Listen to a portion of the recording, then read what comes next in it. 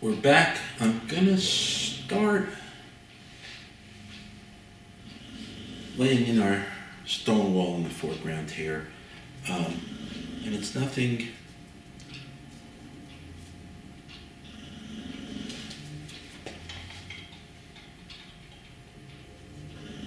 I'm using a nice flat brush. This actually comes from the acrylic paint kit set that I sell. I really like this. It's a nice flat. It's been staying pretty sharp. I've used it in most of my videos, and it's holding its shape relatively nice. So I just want to get this top edge in with a little bit of light on it. Nothing perfect at this point. I just want to separate it from where I'm going to start putting in some of the darks.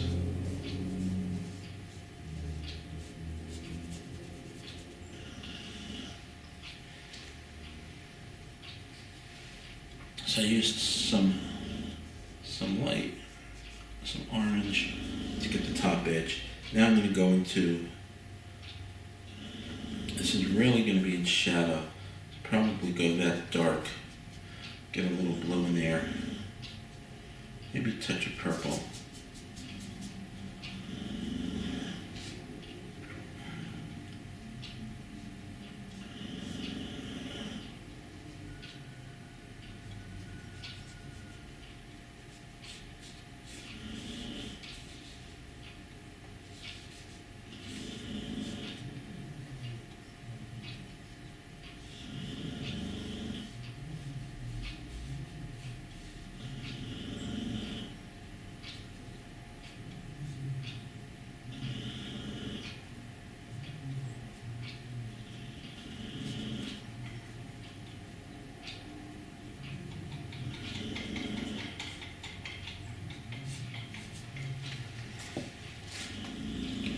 Just scrub that in for now. Not a lot of paint on there, just enough to get some sharp edges, and I'm going to pull that up and leave that be for now.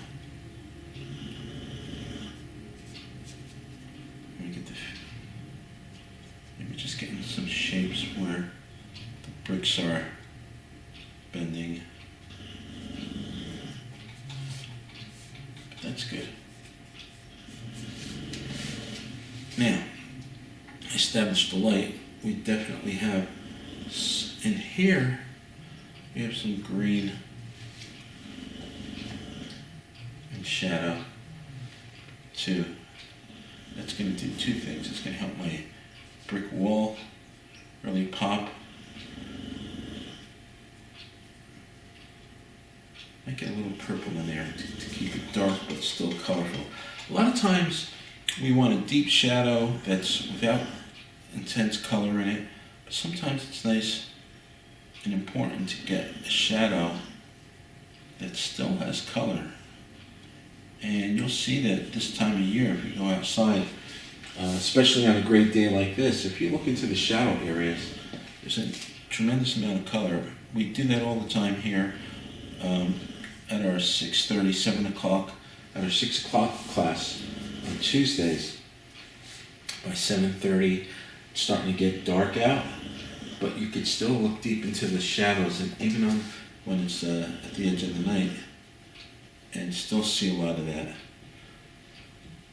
So I'm just keeping this edge kind of sharp because that's where they meet my rock. But then this bush.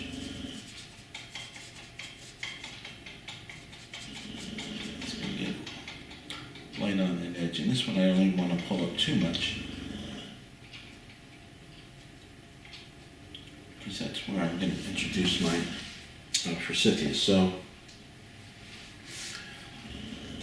what I will do is, I know I have some yellow coming in here and then some green, and it's casting some shadow out there, right? So that's where this yellow transparent oxide comes in handy. I don't know if you can see it on there, so I'm going to try to push it up in here. It's just a dark, it's a yellow, and it's dark, and it works beautifully shadow edges.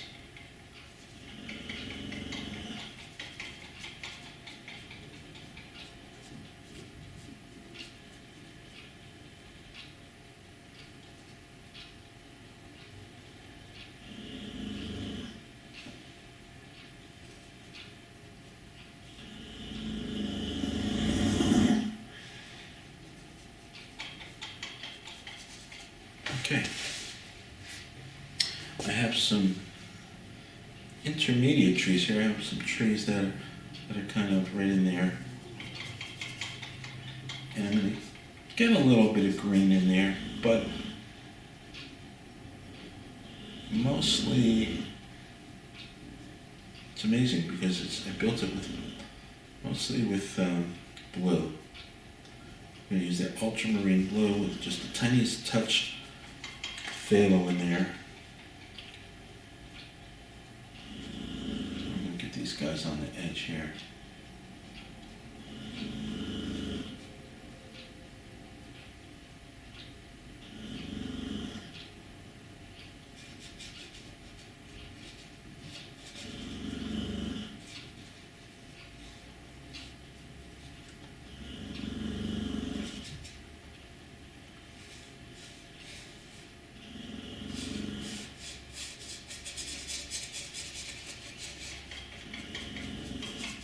And we're going to build in some of that just by scrubbing that in now, getting some of that background gray in there, and it does a nice job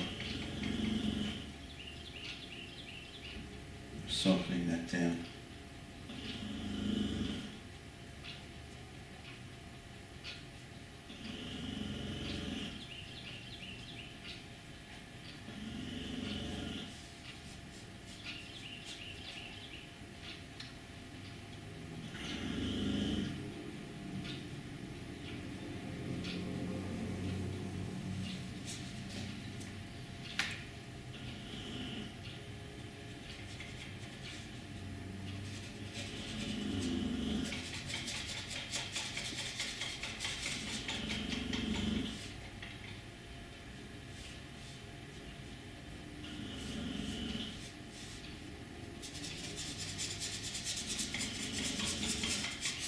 Okay.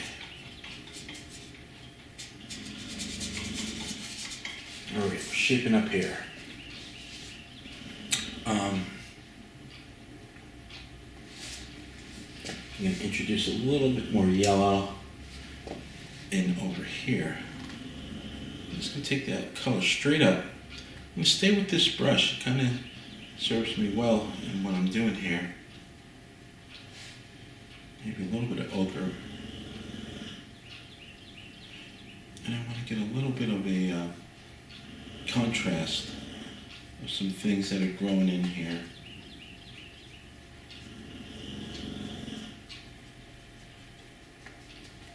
Against that background.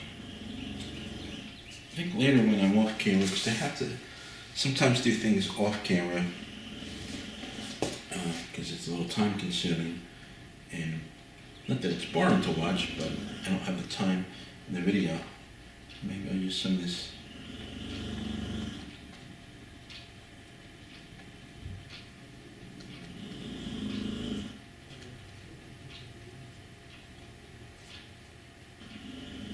And that's simple enough.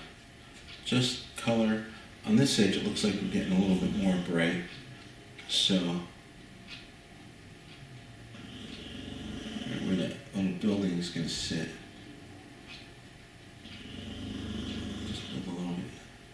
And again, we're painting this as if we were just outside. We're moving fast. We're always keeping it soft. Not always keeping it soft, but we're keeping it soft. I'm going to come back and start putting these forsythias when we start the next one, because I want to load up on a little bit more yellow. And I think what I'm going to start doing now is pulling there's some shadow shapes in there, and we should keep them in mind that we're looking at green grass in shadow. So we'll have some of that phthalo in the mixture, but we're getting a lot of influence of that blue sky above us, so we want to introduce that sky color into our shadows. So I'm seeing like maybe a shadow right here. There's a big long one here right in front of the wall.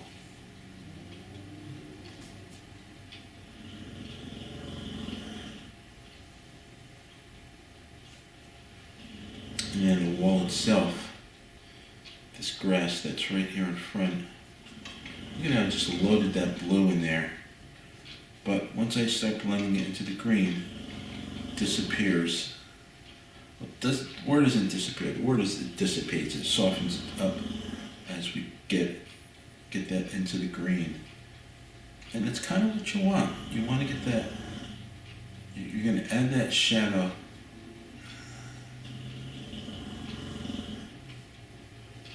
to your grass as it might work now. It's in the foreground, so that shadow might even have more phthalo in it, right? A little bit more color because it's right in front of us. So I'm going to just pull that for the time being.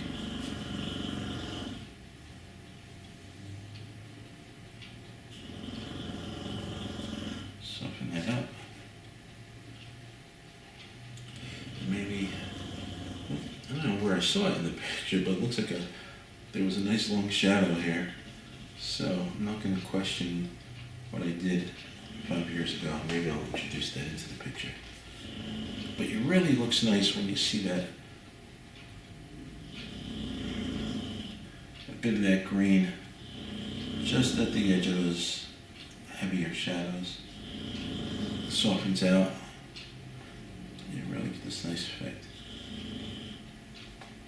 And the shadows too, they have a purpose. They're leading us into our focal point. Now, we don't need to go crazy. It's not the most important focal point in the world. But that's, in this painting it is, you know. This is our study. It's a little, as you can tell by now, I love tree studies. So, now that background one that I just painted should definitely be bluer. I have a little bit too much gray there.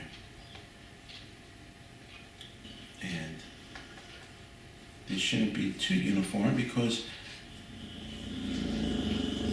all they're really doing is picking up, coming off from that side. So I do have a shadow coming off my tree here, and maybe I'll just pop that in right now while I have the color on this brush.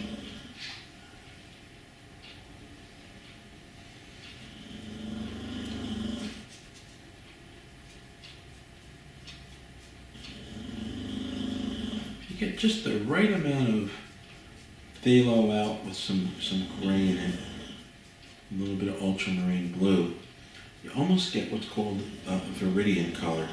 And viridian's a nice paint to have in your toolbox. It's more opaque than phthalo and it doesn't have the intensity, but equally that's a good thing because it does the job for a lot of situations.